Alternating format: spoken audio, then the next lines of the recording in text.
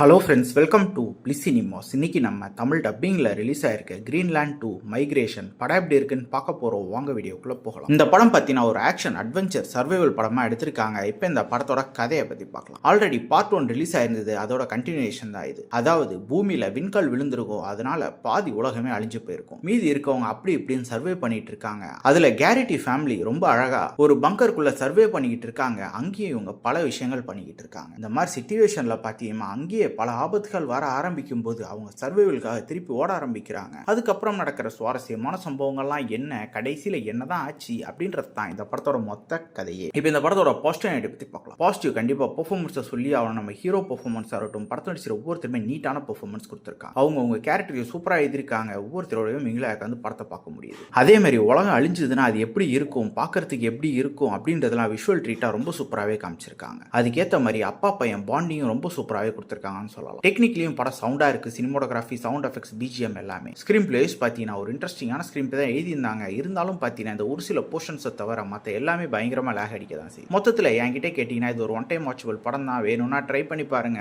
இந்த படத்துக்கு நம்மளோட ரேட்டிங் கேட்டீங்கன்னா 10க்கு 5 மார்க் கொடுக்கலாம். இன்னொரு வீடியோவில் சந்திக்கலாம். தேங்க்யூ.